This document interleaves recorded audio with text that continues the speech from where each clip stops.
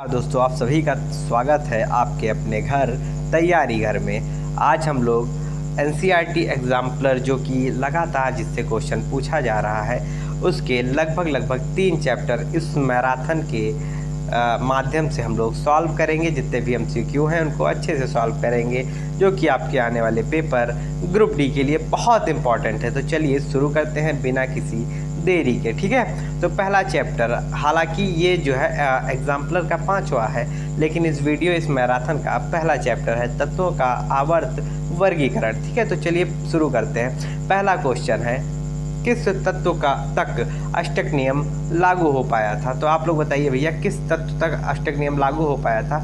इसका right answer हो जाएगा ऑप्शन बी, कैल्शियम तक। ठीक है, कैल्शियम उसके बाद जो है अष्टक नियम फेल हो गए थे। मेंडलीव आवर्त नियम के अनुसार आवर्त सारणी में तत्व किस क्रम में व्यवस्थित थे? आप लोग बताइए भाई।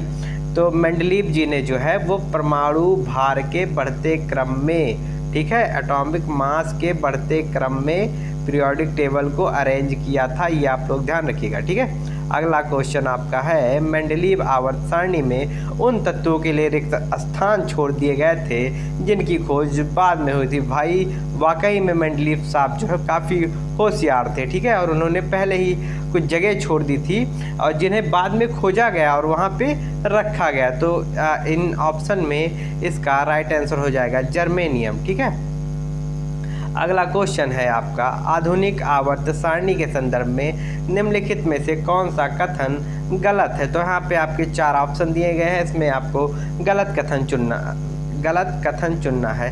और ये ऑप्शन जो है कई ऑप्शन मतलब सही हो सकते हैं। क्वेश्चन के हिसाब से गलत, लेकिन आपके ऑप्शन के हिसाब से सही होंगे। ठीक है, जैसे पहला ऑप्शन देखिए, आवर्त सारणी में तत्वों को उनके घटते हुए परमाणु क्रमांक के आधार पे, भैया बिल्कुल गलत है। आपका एक जो है पहला जो है वो तो बिल्कुल गलत है। ठीक है, दूसरा, आधुनिक आवर्त सारणी में तत्वों को उनके बढ़ते हुए परमाणु भार, तो आधुनिक आवर्त सारणी में बढ़ते नहीं, परमाणु भार के आधार पे नहीं, परमाणु क्रमांक के आधार पे रखा गया था। मेंडलीव जो थे उनके पीरियोडिक टेबल में परमाणु भार के बढ़ते हुए क्रम में रखा गया था, मतलब दूसरा भी गलत हो गया। ठीक है, अब हम देखते हैं तीसरा, आवर्त सारणी में समस्थानिकों को संलग्न समूह में रखा गया। क्या रखा गया भाई? बिल्कुल नहीं रखा गया, मतलब ये भी गलत हो गया। ठीक है, तो अब चौथा देख लेते हैं, फिर उसके बाद हम लोग आंसर देंगे फाइनल। आधुनिक आवर्त सारणी में तत्वों को उनके परमाणु क्रमांक के बढ़ते हुए क्रम में व्यवस्थित किया गया है। ये बिल्कुल सही है, पर आपके क्वेश्चन के हिसाब से गलत है, मतलब ये गलत है, ये गलत है, ये गलत है और ये सही है। तो आपके ऑप्शन 1, 2 और 3 हो जाएंगे। चलिए ठीक है, अगला क्वेश्चन आपका है, आधुनिक आवर्त सारणी के संदर्भ में कौन सा कथन सही? यहाँ पे सही ढूंढना आपको। आपके ऑप्शन है 18 क्षैतिज पंक्तियाँ हैं और जिन्हें आवर्त कहा गया है, बिल्कुल गलत है। सीधा इसका हम आंसर आपको देंगे। इसका आंसर हो जाएगा ऊर्ध्वाधर जो वर्टिकल कॉलम है इनकी संख्या 18 है, उन्हें ग्रुप कहा गया है। ठीक है, अगला क्वेश्चन है, दिए गए तत्वों में A, B, C, D और E, ठीक है, परमाणु क्रमांक के क्रमशः 2, 3, 7, 10 और 30 में समान आवर्त, इसमें कौन सा जो है वो समान आवर्त से संबंधित है? सेम पीरियड से संबंधित है। ठीक है, तो सेम पीरियड से भैया कौन सा संबंधित हो सकता है सेम पीरियड से? तो क्या तीसरा सेम पीरियड से जो है, एक तो देखिए हाइड्रोजन हीलियम, ये तो पहले पीरियड में हो गए। ठीक है, और दूसरे पीरियड में कौन कौन से हैं?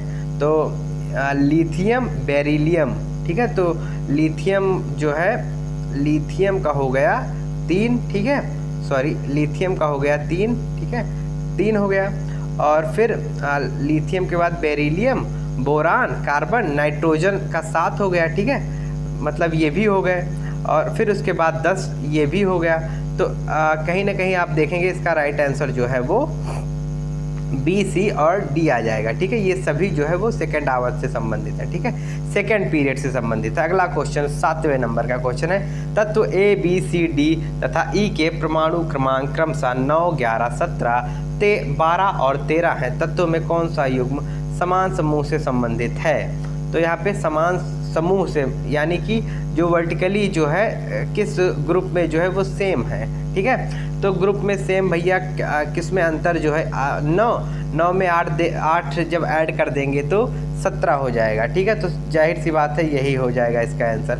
9 जो है जिसे हम फ्लोरीन कहते हैं और 17 जो है कैल्शियम है, ठीक है। ये जो है वो 17वें ग्रुप से संबंधित है, ठीक है। इसका राइट आंसर हो जाएगा बी और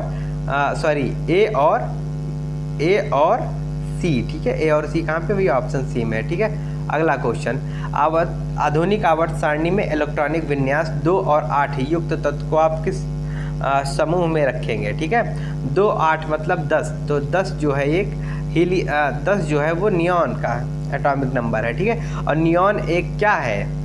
नियॉन एक नोबेल गैस है, ठीक है। तो ये समूह 18 में रखा जाएगा, ठीक है। अगला क्वेश्चन, एक तत्व जो सभी कार्बनिक यौगिकों का आवश्यक अवयव है संबंधित है, तो सभी कार्बनिक अवयव कार्बनिक, तो सबसे पहले तो क्या कहेंगे? कार्बन जो है वो किस ग्रुप से संबंधित है? कार्बन जो है वो किस ग्रुप से संबंधित है? तो ग्रुप 14 इसका राइट आंसर हो जाएगा ग्रुप 14, ठीक है। ग्रुप 14 या समूह 14 से।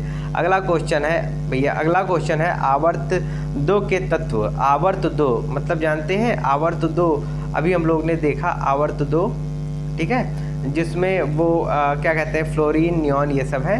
तो आवर्त 2 के तत्व निम्नलिखित में से के कोष का बाह्यतम कोष क्या होगा? तो 2 आवर्त है भैया, ठीक है। 2 है तो K होगा और L होगा। 2 है तो इसका बाह्यतम कोष जो है वो L हो जाएगा, ठीक है। 2 कोष बनेंगे भैया इसमें और बाह्यतम कोष L हो जाएगा। अब अगला क्वेश्चन है 11 नंबर का क्वेश्चन, निम्नलिखित में से कौन सा तत्व अधिकतम संयोजी इलेक्ट्रॉन रखता है? अधिकतम संयोजी इलेक्ट्रॉन की यहाँ पे बात हो रही है। संयोजी इलेक्ट्रॉन जो है वो अधिकतम किस में होगा? सोडियम में भैया नहीं होगा। एल्युमिनियम में क्या होगा? एल्युमिनियम में क्या होगा आप लोग बताइए? एल्युमिनियम में होगा क्या?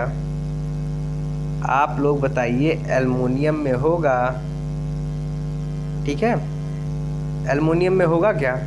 नहीं होगा, ठीक है। तो इसका जो राइट आंसर है वो फास्फोरस हो जाएगा। आप लोग कमेंट करते हुए अपना आंसर भी देते रहिएगा, ठीक है। अगला क्वेश्चन है OF तथा N की परमाणविक त्रिज्या का बढ़ता हुआ सही क्रम निम्नलिखित में से कौन सा होगा? तो परमाणु त्रिज्या जो है कब घटती है, कब बढ़ती है, पहले तो आप लोग ये एक बार रिकॉल करिए, अपने दिमाग में ही करिए, ठीक है। तो परमाणु त्रिज्या जो है वो, परमाणु जो त्रिज्या है वो ऊपर से नीचे आने पर क्या होगी? बढ़ेगी, ठीक है। और बाएं से दाएं जाने पे घटती है, ये आप लोग ध्यान रखिएगा, ठीक है। तो यहाँ पे पूछा है क्रम, तो क्रम जो है इसका सही क्रम जो है हो जाएगा ये वाला FON वाला, ठीक है। FOM, जैसे फ्लोरीन जो है उसका जो क्या कहते हैं, फ्लोरीन जो है जिसकी एटॉमिक रेडियस जो है वो सबसे छोटा क्या, लगभग 60 पिकोमीटर होता है। इन सभी में सबसे छोटा है, ठीक है। उसके बाद जो है वो ऑक्सीजन का, फिर नाइट्रोजन का। अगला क्वेश्चन है, निम्नलिखित में से किस तत्व की परमाणु त्रिज्या सर्वाधिक है? तो किस तत्व की परमाणु त्रिज्या जो है वो सर्वाधिक है? आप लोग इसका आंसर दीजिए,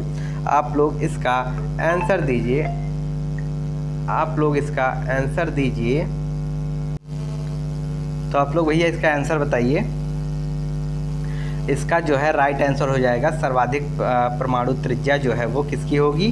तो सर्वाधिक जो परमाणु त्रिज्या है वो हो जाएगी पोटेशियम की, ठीक है। पोटेशियम की सर्वाधिक परमाणु त्रिज्या है इन ऑप्शनों के आधार पे, ठीक है। अगला क्वेश्चन है, कौन सा तत्व आसानी से इलेक्ट्रॉन खो देगा? तो जिसमें मेटलिक कैरेक्टर सबसे ज़्यादा होगा वो आसानी से इलेक्ट्रॉन खो देता है, ये आप लोग जानते ही हैं। इसका राइट आंसर भी हो जाएगा पोटेशियम ही। अगला क्वेश्चन है, निम्नलिखित में से कौन सा तत्व आसानी से इलेक्ट्रॉन नहीं खोता है? तो कौन से ऐसे तत्व हैं जो आसानी से इलेक्ट्रॉन नहीं खोएंगे, जो नॉन मेटल होंगे, ठीक है। तो इसका राइट आंसर हो जाएगा ऑप्शन बी, फ्लोरीन, ठीक है। फ्लोरीन हो जाएगा इसका राइट आंसर। अगला क्वेश्चन है, निम्नलिखित में से कौन सा तत्व के समस्थानिक के अभिलक्षण है? समस्थानिकों के अभिलक्षण कौन से हैं? आपके ऑप्शन मैं इसमें दे रहा हूँ, ठीक है। ऑप्शन आपका है, एक तत्व के समस्थानिक के परमाणु भार जो है वो समान रहते हैं। समस्थानिक के क्या परमाणु भार समान रहते हैं? अगला है एक तत्व के समस्थानिकों के परमाणु क्रमांक समान रहते हैं। अगला है एक तत्व के समस्थानिकों के भौतिक गुण समान रहते हैं। और चौथा ऑप्शन आपका है एक तत्व के समस्थानिक समान रासायनिक गुण जो है वो प्रदर्शित करते हैं। तो इसका राइट आंसर हो जाएगा ऑप्शन डी, यानी कि एक तत्व समस्थानिक के जो है परमाणु क्रमांक जो है वो समान रहते हैं और उनका रासायनिक गुण भी समान रासायनिक गुण प्रदर्शित करता है। अगला क्वेश्चन आपका है, अगला क्वेश्चन आपका जो है निम्नलिखित तत्वों को उनके धात्विक गुण के घटते हुए क्रम में व्यवस्थित कीजिए। जैसे जिसमें धात्विक गुण घट रहा है, ठीक है, तो उनमें क्रम आप बताइए। सबसे ज़्यादा कौन सा है, फिर उससे कम कौन सा, फिर उससे कम कौन सा। तो धात्विक गुण की अगर हम बात करें तो जो है सबसे ज़्यादा तो सोडियम में हो जाएगा, ये आप लोग जानते ही हैं। धात्विक गुण जो है वो ऊपर से नीचे आने पे बढ़ता है, क्योंकि जो शेल है वो ऐड होते जाते हैं और इजीली हम सेल से इजीली जो है इलेक्ट्रॉन जो है वो रिमूव हो जाते हैं, ठीक है। तो क्या है, ये धात्विक गुण बढ़ता है, ठीक है, इधर। तो अधात्विक गुण जो है इस फॉर्म में बढ़ेगा, ये आप लोग ध्यान रखिएगा, ठीक है। सॉरी, इसका आप लोग आंसर दीजिए। इसका जो है राइट आंसर हो जाएगा ऑप्शन बी, यानी कि सोडियम, ठीक है। सोडियम जो है, सोडियम इसका राइट आंसर हो जाएगा। सोडियम, फिर मैग्नीशियम, फिर एल्युमिनियम, फिर सिलिकॉन, फिर क्लोरीन, ये आप लोग ध्यान रखिएगा। इसमें धात्विक गुण के घटते हुए क्रम में, मतलब सबसे ज़्यादा धात्विक गुण जो है कहाँ पे है, तो सोडियम में, फिर मैग्नीशियम में, फिर एल्युमिनियम में, फिर सिलिकॉन, फिर क्लोरीन। अगला क्वेश्चन, निम्नलिखित तत्वों को उनके आधात्विक गुण के बढ़ते आधार पे, आधात्विक गुण, ठीक है, नॉन मेटेलिक जो कैरेक्टर है उनके बढ़ते हुए क्रम में आपको प्रदर्शित करना है, ठीक है। आपको बढ़ते हुए क्रम में जो है वो प्रदर्शित करना है। तो इसका राइट आंसर हो जाएगा, इसका राइट आंसर हो जाएगा, आप लोग इसका राइट आंसर दीजिए। इसका राइट आंसर हो जाएगा ऑप्शन बी। ऑप्शन बी जो है वो लिथियम, फिर उससे ज़्यादा जो है नॉन मेटेलिक कैरेक्टर जो है वो बेरिलियम में रहेगा, फिर उससे ज़्यादा जो है वो कार्बन में रहेगा, फिर उससे ज़्यादा जो है वो ऑक्सीजन, और सबसे ज़्यादा इनमें फ्लोरीन में नॉन मेटेलिक कैरेक्टर रहेगा। अगला क्वेश्चन आपका है एक एल्युमिनियम, जिसे हम गैलियम भी कहते हैं, जो मॉडर्न पीरियोडिक टेबल में ये मेंडलीव के द्वारा जो है वो छोड़ के रखा गया था, ठीक है। इसे एक एल्युमिनियम जो है नाम दे दिया गया था। यहाँ तक ये भी बता दिया गया था मेंडलीव साहब के द्वारा कि ये किस प्रकार का ऑक्साइड बनाएगा, ठीक है। तो इस क्वेश्चन भी है कि इसमें किस प्रकार के ऑक्साइड बनते हैं या इस किस प्रकार का ऑक्साइड बनाता है। तो E2 जैसे Al2O3 बनाता है, वैसे ये भी जो है E2O3 के फॉर्म में ऑक्साइड बनाएगा। अगला क्वेश्चन आपका है तीन तत्व, ठीक है। तीन तत्व इसमें है, जिसमें क्या समानता, मतलब यहाँ पे पूछा गया है क्या समान है, ठीक है।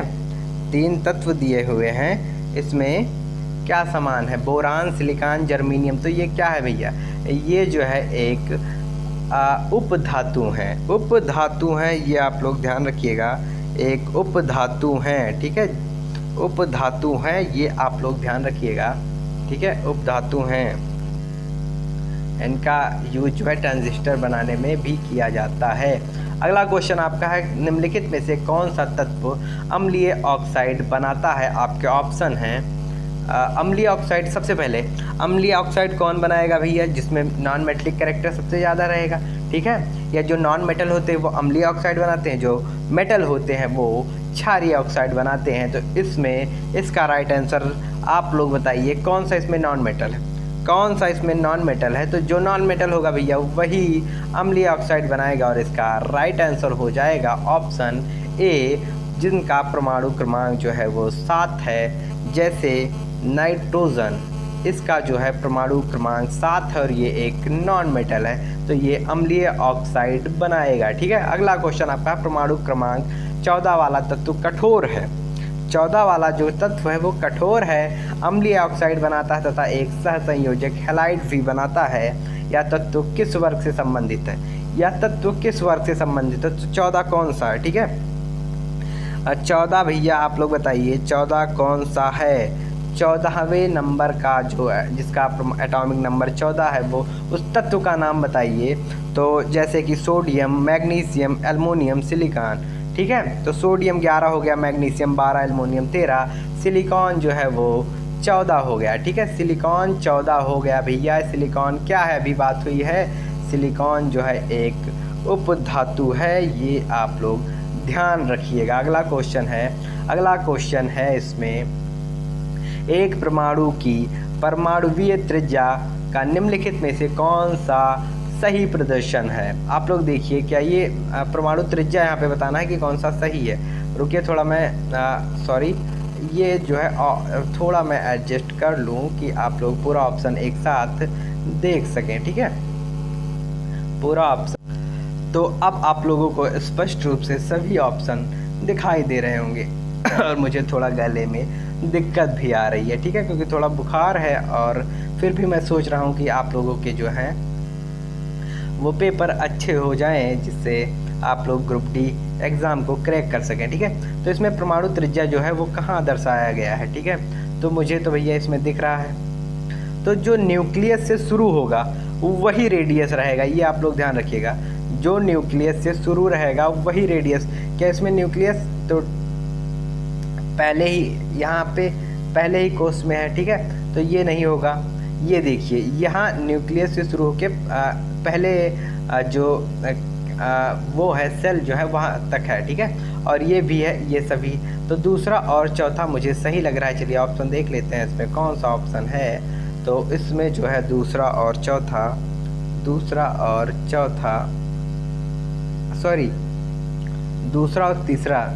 तीसरा वो बोलने में मुझे दिक्कत हो गया। ठीक है, तो दूसरा और तीसरा जो है कहाँ पे है आप लोग बताइए। दूसरा और तीसरा ऑप्शन बी में है, तो इसका राइट आंसर ऑप्शन बी हो जाएगा।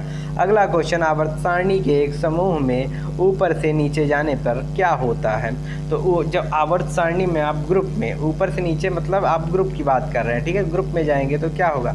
परमाणु की त्रिज्या बढ़ेगी भैया, सेल ऐड होंगे। ठीक है, सेल ऐड होंगे तो परमाणु की त्रिज्या,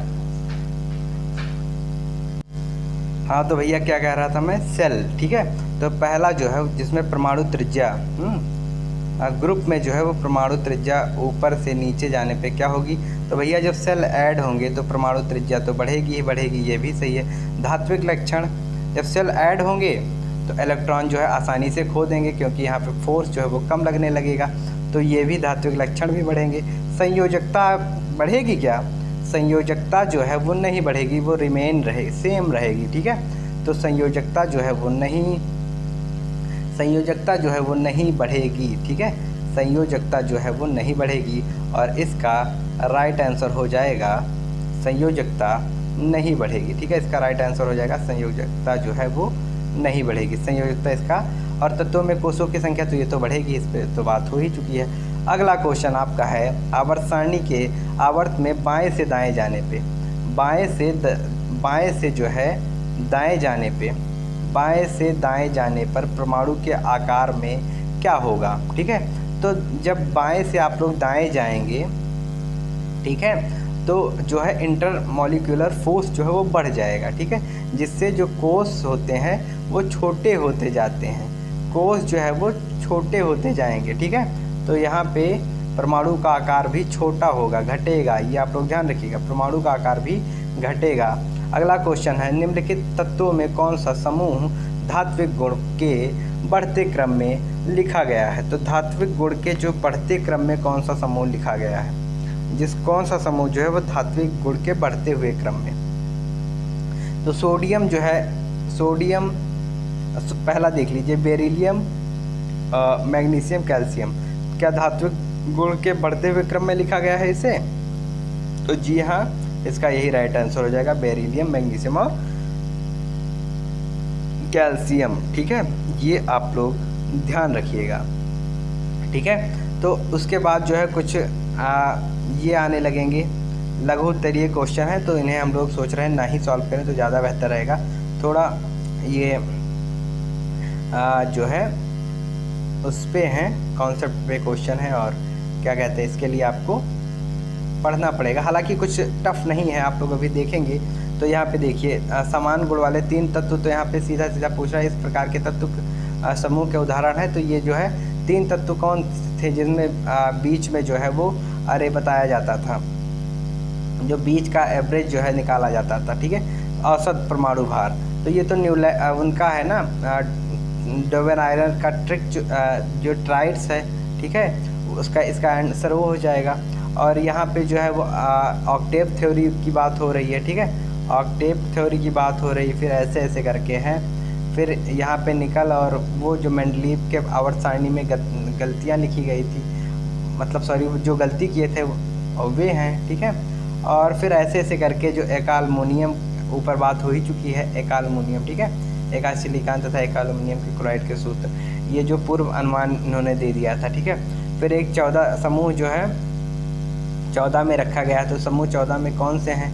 तो समूह 14 में जो है वो कार्बन और उनसे जुड़े हुए तत्व हैं, ठीक है। क्लोराइड के सूत्र और बंधन की प्रकृति बतानी होगी, ये सब होगा, ठीक है। तो अगला चैप्टर जो है वो अम्ल, क्षारक व लवण, ठीक है। एक बार मैं इसे शायद अपने चैनल पे पढ़ा चुका हूँ, शायद क्या पढ़ा ही चुका हूँ, लेकिन फिर भी मैं प्रयास करूँगा कि ये मैराथन जो है आप लोग पूरा 3 वीडियो देखिए, सॉरी ये 3 चैप्टर का देखिए, बढ़िया से तैयार करिए। आपका रिवीजन, जो लोग प्रीवियस ईयर जो पहले का वीडियो देख चुके हैं उनका रिवीजन हो जाएगा, और नए जितने भी लोग जुड़े हैं वो लोग आप नए सिरे से, ठीक है, इसको तैयार कर लीजिएगा, ठीक है। तो क्या होता है, पहला क्वेश्चन, क्या होता है जब एक परख नली में एक अम्ल का विलयन और एक क्षार का विलयन मिलाया जाता है? तो अम्ल और क्षार का जब विलयन मिलाया जाएगा तो उदासीनीकरण यानी कि न्यूट्रलाइजेशन प्रोसेस होगा, इसमें लवण का निर्माण होना निश्चित है, ठीक है, और ताप भी बढ़ जाएगा। तो इसका राइट आंसर हो जाएगा ऑप्शन डी, ठीक है। ताप, विलयन का ताप बढ़ता है और जो है लवण का निर्माण होता है। अगला क्वेश्चन आपका है सेकंड, एक जलीय विलयन लाल लिटमस विलयन को नीला करता है। तो यहाँ से जैसे आप यहाँ क्वेश्चन देखिए, ग्रुप डी में थोड़ा कॉन्सेप्ट वाला क्वेश्चन आ रहा है, ये आप लोग ध्यान रखिएगा।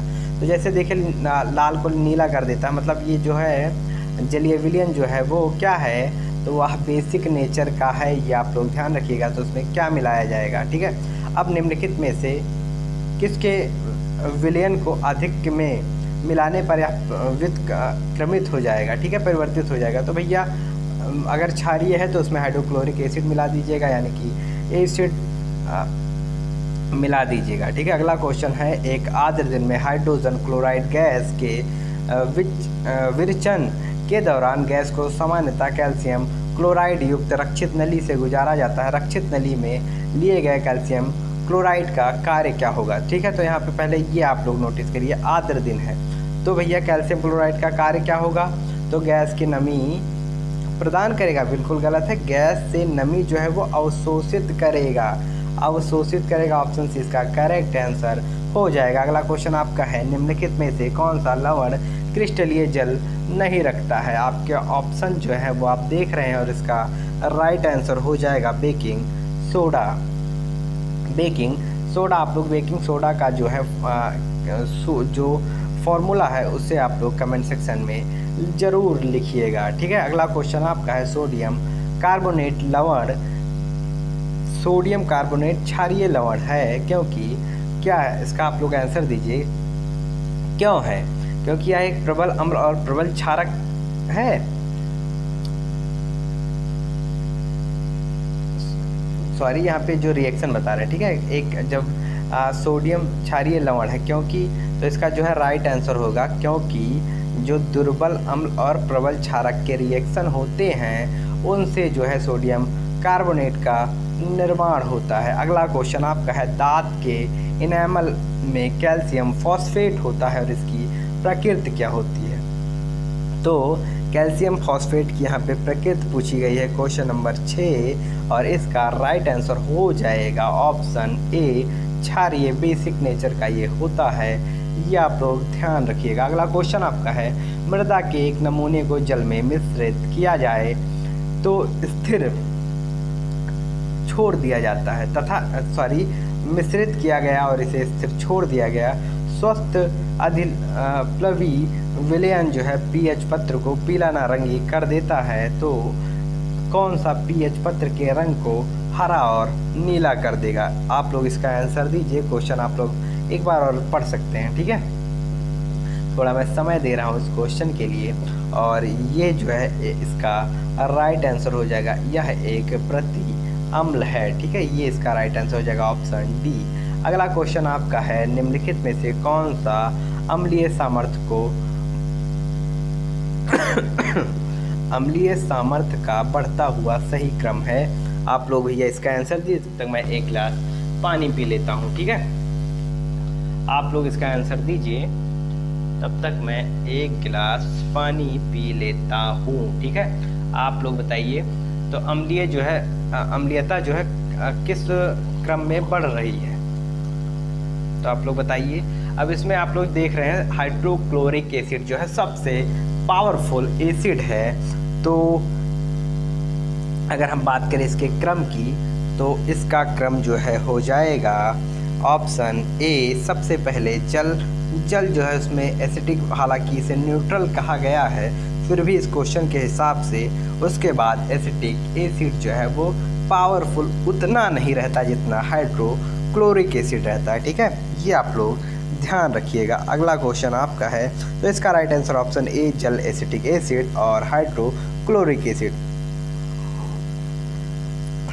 तो अगला क्वेश्चन जो है आपका, एक विद्यार्थी के हाथ पर दुर्घटनावश एक कंसंट्रेटेड अम्ल की कुछ बूंदें गिर जाती हैं, तो उसे क्या करना चाहिए? आप लोग बताइए। जैसे आप कोई काम कर रहे हैं, मान लीजिए आप अपने लैब में गए, वहाँ पे आप हाइड्रोक्लोरिक एसिड देखे और पहली बार देखे तो भैया उत्सुकता बढ़ी, और जब उत्सुकता बढ़ेगी तो दुर्घटना घटेगी, ठीक है। तो आपके हाथ पे कुछ अगर मान लीजिए एसिड गिर जाए तो आपको क्या करना चाहिए? आप लोग क्वेश्चन ध्यान से देखिए, और इसका जो है राइट आंसर हो जाएगा, इसका राइट आंसर हो जाएगा, थोड़ा आप लोग देखिए, फिर मैं इसका राइट आंसर आपको बता रहा हूँ। इसका राइट आंसर हो जाएगा ऑप्शन, इसका राइट आंसर हो जाएगा ऑप्शन बी, ठीक है। इसे मैं थोड़ा बोल के भी बताऊंगा, क्योंकि ये जो है हम लोगों के डेली यूजेस के लिए भी बहुत ज़रूरी है, ठीक है। जैसे कि जब आपके हाथ पे कोई एसिड गिर जाए तो आप लोग सोडियम हाइड्रोजन कार्बोनेट का पेस्ट लगाइएगा, जिससे पहले तो हाथ धुल के आप सोडियम हाइड्रोजन कार्बोनेट का पेस्ट लगाइएगा, उससे आपको रिलीफ हो जाएगा, ठीक है। तो इसका ऑप्शन बी जो है बिल्कुल करेक्ट हो जाएगा। अगला क्वेश्चन है, सोडियम हाइड्रोजन कार्बोनेट को जब एसिटिक अम्ल में मिलाया जाता है तो वह एक गैस निकालती है, ठीक है। तो मुक्त गैस के संदर्भ में कौन सा कथन सही है? इसका आप लोग आंसर दीजिए। तो भैया जब एसिड और बेस मिलते हैं तो हमेशा हाइड्रोजन गैस ही रिलीज होगी, ठीक है। हाइड्रोजन गैस ही रिलीज होती है। ये कब? लेकिन इसका आप लोग राइट आंसर दीजिए। इसका राइट आंसर आप लोग बताइए भाई, इसका राइट आंसर बताइए। और इसका राइट आंसर हो जाएगा, इसका राइट आंसर हो जाएगा ऑप्शन बी। पहला भी सही है, या चूने के पानी को दूधिया कर देगा। दूसरा भी सही है, या जलती हुई तीली को बुझा देगा। और तीसरा भी सही है, या सोडियम हाइड्रोक्साइड के विलयन में घुल जाती है, ठीक है। तो मेरा ऊपर वाला कॉन्सेप्ट जो है वो जो एसिड और बेस को आपस में मिलाने पे हुआ था, ठीक है। अगला क्वेश्चन आपका है, इसका तो ऑप्शन बी करेक्ट हो जाएगा। आप लोग थोड़ा ध्यान से देख लीजिएगा, ठीक है। अगला क्वेश्चन भैया आपका है, सामान्य लवण रसोई में उपयोग किए जाने के अतिरिक्त किसके निर्माण में कच्चे माल के रूप में यूज होते हैं? आप लोग बताइए। क्या धावन सोडा के फॉर्मेशन में इनका यूज होता है, विरंजक चूर्ण में होता है, बेकिंग सोडा में, या कैल्शियम ऑक्साइड के निर्माण में? आप लोग भैया 11 क्वेश्चन का आंसर दिए, क्वेश्चन नंबर 11 का, और इसका राइट आंसर हो जाएगा, इसका राइट आंसर हो जाएगा ऑप्शन सी, यानी कि धावन सोडा में भी नमक यानी कि NaCl का यूज होता है, और विरंजक चूर्ण बेकिंग सोडा में भी इसका यूज होता है। आप लोग इसे ध्यान से देख लीजिएगा, ठीक है। हूबहू क्वेश्चन लगातार जो है क्वेश्चन पूछे जा रहे हैं ग्रुप डी में, ठीक है। अगला क्वेश्चन है बेकिंग पाउडर का एक अवयव सोडियम हाइड्रोजन कार्बोनेट है, तो इसका अन्य अवयव क्या है, ठीक है। सोडियम हाइड्रोजन कार्बोनेट है तो दूसरा अवयव क्या होता है, तो इसका राइट आंसर हो जाएगा टार्टरिक अम्ल, इसका दूसरा अवयव है, ठीक है। टार्टरिक अम्ल इसका दूसरा अवयव है, इसको आप लोग ध्यान रखिएगा। और मैं अगले क्वेश्चन पे चलता हूँ। दंत क्षय रोकने के लिए हमें नियमित रूप से दांतों को ब्रश करने की सलाह दी जाती है। सामान्यतः काम में लिया जाने वाला टूथ पेस्ट की प्रकृति क्या होती है, आप लोग इसका आंसर दीजिए। माउथ से जुड़ा हुआ ये दूसरा क्वेश्चन है। पहला था इनेमल जो है वो किस प्रकार का होता है, जो इनेमल जिससे बना होता है वह क्षारीय होता है या अम्लीय होता है, तो वहाँ पे आंसर था क्षारीय यानी कि बेसिक नेचर का था कैल्शियम फॉस्फेट। इसका आप लोग आंसर दीजिए क्वेश्चन नंबर 13 का, और इसका राइट आंसर हो जाएगा क्षारीय, ठीक है। तो जो टूथपेस्ट होता है वो क्षारीय बेसिक नेचर का होता है भैया। डेली यूजेस से जुड़े हुए क्वेश्चन रेलवे लगातार पूछती ही है, ये TCS की भी आदत है, ठीक है। अगला क्वेश्चन आपका एक अम्ल तथा एक क्षारक के जलीय विलयन के लिए कौन सा कथन सत्य है, आप लोग इसका आंसर दीजिए। आप लोग भैया इसका आंसर दीजिए, आप लोग इसका आंसर दीजिए। एक अम्ल और एक क्षारक यानी कि बेस के जलीय विलयन के लिए कौन सा कथन सत्य है। pH जितनी उच्च होगी अम्ल उतना ही प्रबल होगा। क्या pH, अच्छा यहाँ पे pH जो है वो बताया गया है, तो pH कैसा रहता है, ये 0 है, ये 7 है और ये 14 है। तो जो एसिडिक नेचर है वो इधर बढ़ता है और बेसिक नेचर इधर बढ़ता है, ये आप लोग बताइए। तो यहाँ पे क्या था, pH जितनी उच्च होगी अम्ल उतना प्रबल होगा, तो pH तो भैया घट रहा है, तो यहाँ पे जब pH घटेगा तो एसिडिक नेचर बढ़ेगा, और इधर जब pH बढ़ेगा तो बेसिक नेचर बढ़ेगा, ठीक है। तो आप लोग भैया इसका आंसर अब दे ही दीजिए इसका आंसर। तो इसका राइट आंसर हो जाएगा ऑप्शन डी जो है इसका राइट आंसर हो जाएगा। pH जितनी उच्च होगी अम्ल उतना दुर्बल होगा, ये भैया सही है। और ऑप्शन डी pH जितनी कम होगी अम्ल उतना दुर्बल होगा, ये भी सही है, ठीक है। तो अगले क्वेश्चन पे चलते हैं। पाचन के दौरान उत्पन्न जठर रस का pH क्या होता है, तो भैया जठर रस जो है अपना एसिडिक नेचर का होता है, तो 7 से कम ही उसका pH होगा, ये आप लोग ध्यान रखिएगा। जठर ग्रंथि से निकलती है, ये भी आप लोग ध्यान रखिएगा। जब अम्ल की कुछ मात्रा को जल में मिलाया जाता है तो निम्नलिखित में से कौन सी परिघटनाएं होती हैं, आपके ऑप्शन है ए आयनीकरण, दूसरा उदासीनीकरण। जब जल और उदासीनीकरण कब होता है, सीधा सीधा ऑप्शन काटिए। उदासीनीकरण कब होगा, जब एसिड और बेस मिलेंगे, ठीक है। और तभी लवण निर्माण भी होगा, ठीक है। तो ये दो ऑप्शन तो बिल्कुल गलती हो जाएंगे, तो जिसमें 1 और 3 होगा वही आपका सही है। तो 1 और 3 जो है ऑप्शन बी में है, इसका राइट आंसर ऑप्शन बी हो जाएगा। अगला क्वेश्चन आपका है दृष्टि दोष युक्त विद्यार्थी के लिए निम्नलिखित में से किसको अम्ल क्षारक के रूप में सूचक के रूप में प्रयुक्त किया जाएगा। तो भैया अगर वो दृष्टिबाधित है तो लिटमस का यूज वो कर सकता है, नहीं कर पाएगा। हल्दी भैया वो देख ही नहीं पाएगा, और ये जो है पिटूनिया की पंखुड़ी, इसको भी वो नहीं देख पाएगा। और लेकिन जो है उसमें सेंस रहेगा, वो सूंघ सकता है, ठीक है। तो इसका राइट आंसर हो जाएगा ऑप्शन सी वेनिला सत, ठीक है। थोड़ा मेरे गले में दिक्कत है भाई, तो मैं लगातार गर्म पानी पी रहा हूँ,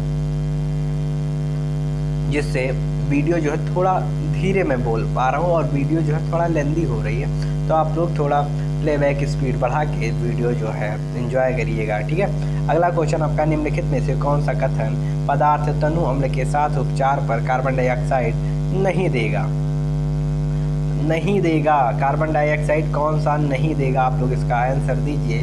तो इसका राइट आंसर हो जाएगा कैल्शियम ऑक्साइड। सॉरी, आप लोग इसका आंसर दीजिए और इसका राइट आंसर हो जाएगा चूना। ठीक है, अगला क्वेश्चन आपका है निम्नलिखित में से कौन सा अम्लीय प्रकृति का है। आप लोग इसका तो आंसर बिना देखे दे देते भैया, नींबू का रस जो है वो अम्लीय प्रकृति का है। अगला क्वेश्चन आपका है 20 नंबर का क्वेश्चन, विद्युत अपघट्य के द्वारा विद्युत चालकता के प्रदर्शन के प्रयास के लिए निम्नलिखित उपकरण लगाए गए हैं। ठीक है, यहाँ पे कुछ उपकरण लगाए गए हैं जिसमें ये क्या है, इसमें जो है क्या दिया गया है भैया, तो इसमें एक बेहतरीन पावरफुल क्षार का यूज किया गया है। बेसिक नेचर का जो है होता है NaOH, उसका यूज किया गया है। यहाँ पे एक इंसुलेटर लगाया गया है, इसमें यही दिखाया जा रहा है कि ये जो है कंडक्ट करेगा, ये जो बल्ब है वो ग्लो करेगा या नहीं। आप लोग अब इसका आंसर दीजिए, कौन सा कथन सत्य है। बल्ब नहीं चमकेगा क्योंकि विद्युत अपघट्य अम्ल नहीं है। ठीक है, बल्ब नहीं चमकेगा क्योंकि विद्युत अपघट्य अम्ल नहीं है, क्या ये सही होगा। अगला है बल्ब चमकेगा क्योंकि NaOH एक प्रबल क्षारक है और चालन के लिए आयनन उपलब्ध कराता है। अगला है बल्ब नहीं चमकेगा क्योंकि परिपथ अपूर्ण है। और अगला क्वेश्चन है बल्ब नहीं चमकेगा क्योंकि यह विद्युत अपघट्य के विलयन के प्रकार पर निर्भर करता है। आप लोग इसका आंसर दीजिए। मैं इसका आंसर देने जा रहा हूँ और इसका राइट आंसर हो जाएगा ऑप्शन सी। ऑप्शन सी केवल 2 भैया, दबा के चमकेगा क्योंकि जो NaOH है यह एक प्रबल क्षारक है और चालन के लिए आयन भी उपलब्ध करा देगा। ठीक है, आयन भी प्रोवाइड करा देगा। आप लोग इसका आंसर जो है वो सी टिक करिएगा। ठीक है, यानी कि दूसरा बल्ब चमकेगा। अगला क्वेश्चन है गोल्ड को घोलने के लिए निम्नलिखित में से किसका प्रयोग किया जाता है। तो यहाँ पे भैया चोरी करना हम लोग को सिखाया जा रहा है। सॉरी, हम लोग को नहीं, जो गोल्ड स्मिथ होते हैं उनकी यहाँ पे बात हो रही है। तो जो है गोल्ड को घोलने में जो है वो एक्वारेजिया को काम में लेते हैं। इसका आप लोग आंसर यही दीजिएगा। ठीक है, अगला क्वेश्चन है निम्नलिखित में से कौन सा एक खनिज अम्ल नहीं है। तो खनिज अम्ल कौन सा नहीं है, सब जितने भी हैं यहाँ पे पावरफुल एसिड की बात हो रही है। ठीक है, ये रही बात, सिट्रिक एसिड जो है वो एक खनिज अम्ल नहीं है। ठीक है, हाइड्रोक्लोरिक सल्फ्यूरिक एसिड और नाइट्रिक अम्ल यह एक खनिज अम्ल है। ठीक है, सिट्रिक अम्ल नहीं है। इसका ऑप्शन जो है बी करेक्ट हो जाएगा। मैं क्वेश्चन रिपीट इसलिए करता हूँ ताकि आप आने वाले समय में आपका पेपर है, आपको जो ज़्यादा से ज़्यादा समय तक ये याद रहे। कौन सा एक क्षारक नहीं है। क्षारक भैया यहाँ पे पूछ रहा है कौन सा नहीं है, कौन सा एसिडिक नेचर का है। आप लोग इसका आंसर दीजिए। क्या ये तो भैया एक प्रबल क्षारक है, ये भी क्षारक, ये भी क्षारक। ऑप्शन जो है इसका डी जो है वो सही हो जाएगा। अल्कोहलिक ग्रुप का ये है और अल्कोहल जो है वो एसिडिक नेचर का होता है। अगला क्वेश्चन आपका है निम्नलिखित में से कौन सा सत्य नहीं है। यहाँ पे आपको बताना है कि इसमें कौन सा असत्य है। ठीक है, तो प्रत्येक धातु कार्बोनेट अम्ल से अभिक्रिया कर लवण, जल तथा कार्बन डाइऑक्साइड देते हैं, क्या ये सही है। यहाँ पे सही ढूंढना ही नहीं, यहाँ पे गलत ढूंढना है। प्रत्येक धातु ऑक्साइड जल से अभिक्रिया कर लवण व जल देता है। कुछ धातु अम्ल से क्रिया कर लवण व हाइड्रोजन देता है। कुछ अधात्विक ऑक्साइड जल से अभिक्रिया कर अम्ल बनाते हैं। तो इसका राइट आंसर हो जाएगा प्रत्येक धातु। क्वेश्चन के हिसाब से तो गलत, क्वेश्चन के हिसाब से सही है, उस तरह ये गलत है भैया। ठीक है, उस तरह तो ये तीनों सही है। ठीक है, जब धातु कार्बोनेट अम्ल से अभिक्रिया करेगा तो लवण भी देगा, जल भी देगा और कार्बन डाइऑक्साइड भी देगा। ठीक है, और कुछ धातु अम्ल के साथ अभिक्रिया करके हाइड्रोजन गैस भी देते हैं। कुछ अधात्विक ऑक्साइड जल से अभिक्रिया कर अम्ल बनाते हैं। ये तीनों सही है बायोकेमिस्ट्री, पर इस क्वेश्चन के हिसाब से भैया ये तीनों, इनमें से ये जो है सत्य नहीं है। ठीक है, ये सत्य नहीं, ऑप्शन बी जो है वो राइट हो जाएगा क्वेश्चन के हिसाब से। ठीक है, अगला क्वेश्चन भैया कॉलम को मैच करना है। इस तरह के क्वेश्चन जो है रेलवे के द्वारा लगातार पूछे जा रहे हैं। तो कॉलम भैया मैच करना, फटाफट मैच कर दीजिए, फटाफट मैच कर दीजिए।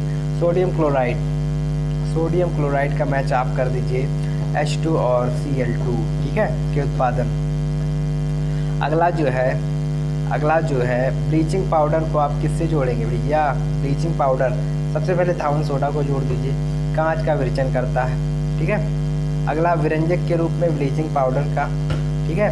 और बेकिंग सोडा एक प्रति अम्ल है, ये आप लोग ध्यान रखिएगा। तो आप लोग बताइए राइट आंसर कौन सा हो जाएगा? बी का 4 दो जगह बी का 4 है और डी का 2 कहाँ पे है? तो राइट आंसर आपका सी हो जाएगा, ठीक है। अगला क्वेश्चन है समान सांद्रता वाले हाइड्रोक्लोरिक अम्ल और सोडियम हाइड्रोक्साइड विलयन के समान आयतनों को जब मिश्रित किया गया तथा परिमाणी विलयन की पीएच को एक पीएच पेपर द्वारा जांचा गया तो कौन सा रंग प्राप्त होगा? आप लोग बताइए भैया, आप लोग इसका आंसर दीजिए। इसका आंसर जो है करेक्ट हो जाएगा पीला और हरा, ठीक है। ऑप्शन सी इसका करेक्ट हो जाएगा आंसर। अगला क्वेश्चन है जब HCl गैस के फॉर्म में जो HCl रहेगी, ठीक है, को जल से गुजारा जाता है तो कौन सा कथन सत्य है? यहाँ पे सत्य कथन की बात हो रही है, ये आप लोग ध्यान रखिएगा। सत्य कथन की बात हो रही है, ठीक है।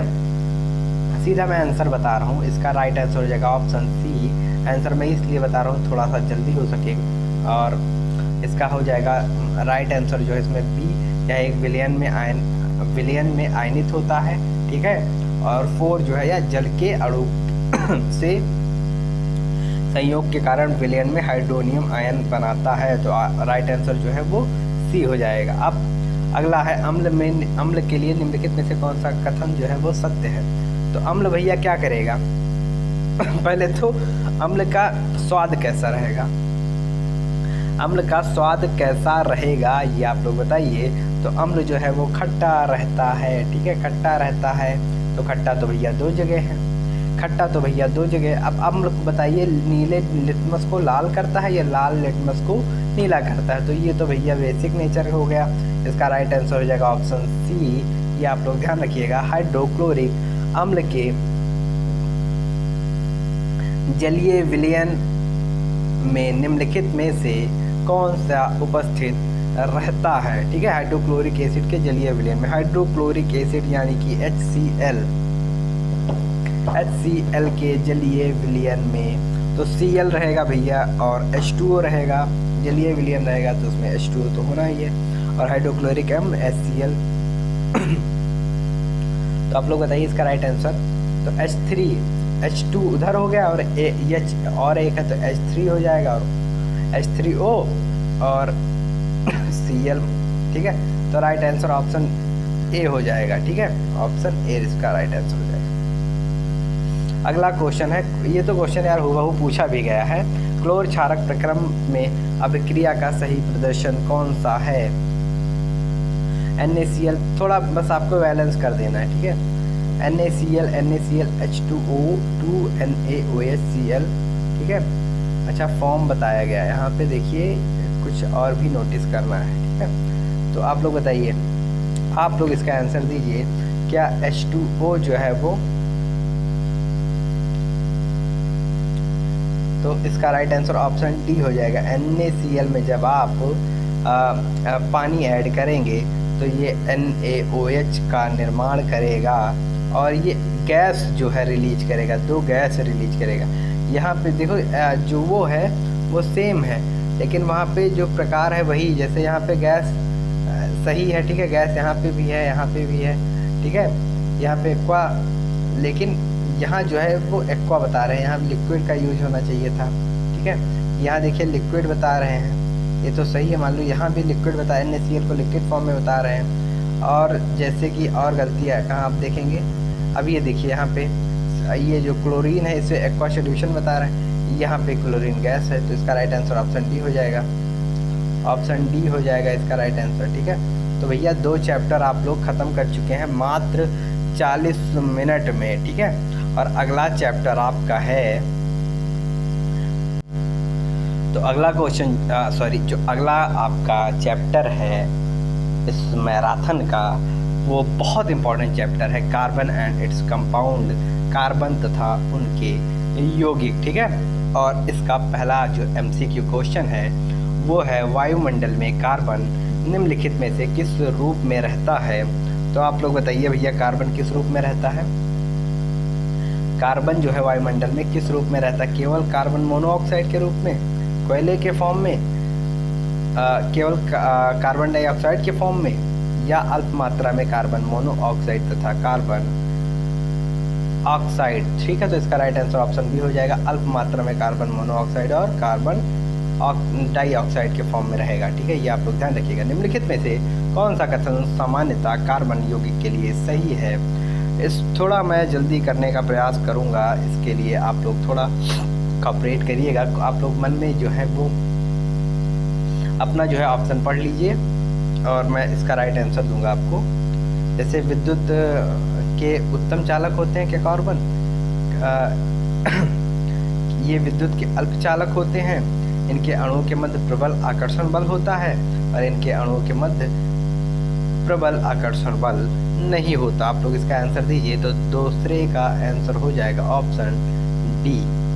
ऑप्शन डी यानी कि दूसरा भी सही है, ये विद्युत के अल्प चालक होते हैं। और चौथा सही है, इनके अणुओं के मध्य प्रबल आकर्षण बल नहीं होता। अगला क्वेश्चन है, अमोनिया के एक अणु में होते हैं एक केवल एकल बंध, केवल द्विबंध, केवल दो बंध। तो आप लोग भैया आंसर दीजिए क्वेश्चन नंबर 3 का और इसका राइट आंसर हो जाएगा ऑप्शन ए, केवल एकल बंध होते हैं अमोनिया में। ठीक है, केवल एकल बंध होते हैं। बकमिस्टर फ्लोरीन किसका एक अपरूप है? तो भैया ये तो कॉमन क्वेश्चन है, ये कार्बन का अपरूप है। ठीक है, बकमिस्टर फ्लोरीन। अगला क्वेश्चन हो जाएगा, निम्नलिखित में से ब्यूटेन के सही संरचना समन्वयी कौन से हैं? तो ब्यूटेन में भैया कितने कार्बन होंगे? तो ब्यूटेन में 4 कार्बन होंगे। ब्यूटेन है यानी कि एन ग्रुप का है, तो CnH2n+2 लगेगा। और इसमें अभी मैं आपको काउंट करके शो कर रहा हूँ। पहले आप लोग इसका आंसर, थोड़ा मैं समय दे रहा हूँ, अगर आप देना चाहें तो दे सकते हैं। ठीक है, ब्यूटेन है, ये आप लोग ध्यान रखिएगा। और इसका जो राइट आंसर हो जाएगा ऑप्शन, इसका राइट आंसर जो है वो ऑप्शन सी हो जाएगा भैया। ऑप्शन सी हो जाएगा, मतलब ये भी सही है, ये भी सही है और ये भी सही है। ठीक है, आप गिन लीजिए। तो कार्बन तो भैया 4 हैं, अब हाइड्रोजन 1 3, ठीक है, तो 5 2 7 2 9 और 1 10। ठीक है, तो क्या यहाँ पे वो फॉर्म लगा CnH2n वाला, 2n+2 H2n+2। तो भैया लग रहा है यहाँ पे भी देखिए, जैसा 1 2 3 2 5 2 7 1 8। यहाँ तो नहीं लग रहा भैया, ये तो नहीं होगा। ठीक है, ये जो है ये नहीं होगा, ये नहीं होगा। क्या इसमें है?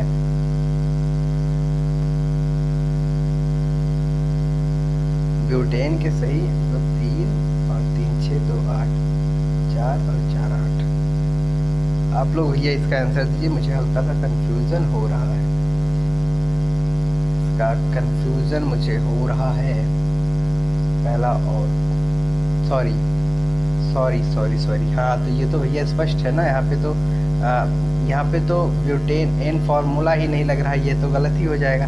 यहाँ देखिए आप, यहाँ देख लीजिए, यहाँ पे 4 हैं और 1 2 3 4 5 6 7 8, भैया ये भी गलत हो गया। अब यहाँ देखिए 1 2 3 4 5 6 7 8 9 10 लग गया। ठीक है, तो 10 यहाँ पे भी है, 10 यहाँ पे भी है, मतलब ये 2 सही हो गए। ऑप्शन सी इसका राइट आंसर हो जाएगा। थोड़ा मैं कंफ्यूज हो गया था। ठीक है, अगला क्वेश्चन आपका है क्वेश्चन नंबर 6। ये जो है वो दिया गया है रिएक्शन। ठीक है, तो आप लोग इसका आंसर बताइए। उपरोक्त अभिक्रिया में क्षारीय KMnO4 किस रूप में कार्य करेगा? जो बेसिक नेचर का KMnO4 है वो किस रूप में कार्य करेगा? आप लोग इसका आंसर दीजिए, आप लोग इसका आंसर दीजिए। और ये जो KMnO4 है वो एक ऑक्सीकरण के रूप में, कारक के रूप में, ऑक्सीडाइजिंग एजेंट के रूप में कार्य करेगा। ये आप लोग ध्यान रखिएगा। अगला क्वेश्चन आपका है, पैलेडियम अथवा निकेल उत्प्रेरक की उपस्थिति में तेल हाइड्रोजन से अभिकृत कराने पर वसा देते हैं या उदाहरण है एक, किस प्रकार का उदाहरण है? पैलेडियम थोड़ा निकेल वाला जो क्वेश्चन, ये आपका क्वेश्चन नंबर 7 है। इसका आप लोग आंसर दीजिए, इसका आप लोग आंसर दीजिए। और यह एक संकलन अभिक्रिया है, ठीक है, संकलन अभिक्रिया है, ये आप लोग ध्यान रखिएगा। अगला क्वेश्चन आपका है, निम्नलिखित में यौगिकों में से कौन सा OH एक क्रियात्मक समूह है? OH एक क्रियात्मक समूह है। यहाँ पे OH जो है वो किसका क्रियात्मक समूह है? आप लोग इसका बताइए। तो OH भैया अल्कोहल में लगेगा, ठीक है, अल्कोहल में लगता है OH, और अल्कोहल में लगेगा और उसे हम ब्यूटेनॉल के रूप में जो है डिनोट करेंगे, ठीक है। इसका आप लोग जो आपका राइट आंसर हो जाएगा ऑप्शन बी हो जाएगा, ठीक है, ऑप्शन बी हो जाएगा, ऑप्शन बी इसका राइट आंसर हो जाएगा। 8वें का बी आंसर राइट हो जाएगा। अगला क्वेश्चन है 9वें नंबर का, साबुन के अणुओं में होता है, साबुन के अणुओं में होता है, आप लोग इसका आंसर दीजिए। साबुन के अणुओं में होता है, साबुन के अणुओं में होता है, इसका राइट आंसर हो जाएगा ऑप्शन ए जलरागी शीर्ष तथा जलविरागी पूंछ, ठीक है, जलविरागी शीर्ष तथा जलरागी शीर्ष होगा और जलविरागी पूंछ होता है, ठीक है, ये आप लोग ध्यान रखिएगा। अगला क्वेश्चन है क्वेश्चन नंबर 10, नाइट्रोजन के इलेक्ट्रॉन बिंदु सूत्र निम्नलिखित में से कौन सा सही प्रदर्शन है, ठीक है, आप लोग 10वें का आंसर दीजिए। तो भैया ट्रिपल बॉन्ड बनाता है नाइट्रोजन। अब देखिए ट्रिपल बॉन्ड कहाँ बन रहा है, तो इसका राइट आंसर होगा ऑप्शन डी, ठीक है, ऑप्शन डी जो है वो इलेक्ट्रॉन बिंदु, नाइट्रोजन के इलेक्ट्रॉन बिंदु का सही सूत्र है, ये आप लोग ध्यान रखिएगा। अगला क्वेश्चन है, एथाइन का संरचनात्मक सूत्र बताइए। एथाइन मतलब जानते हैं भैया ट्रिपल बॉन्ड बन रहा है, ट्रिपल बॉन्ड बन रहा है एथाइन। एथ है तो 2 कार्बन भी होंगे, ठीक है, 2 कार्बन होंगे, ट्रिपल बॉन्ड होगा। कहाँ कहाँ पे है भैया, 2 कार्बन होंगे, ट्रिपल बॉन्ड होगा। तो H2N-2 जहाँ पे रहेगा, ये फॉर्मूला है CnH2n-2, ये फॉर्मूला है, ये आप लोग ध्यान रखिएगा, ठीक है। तो इसका राइट आंसर हो जाएगा ऑप्शन ए, एथाइन का संरचनात्मक सूत्र यही है, ठीक है। अगला क्वेश्चन आपका, निम्नलिखित में से असंतृप्त यौगिक की पहचान कीजिए। तो असंतृप्त यौगिक, तो इसमें 2 कौन से हैं असंतृप्त यौगिक?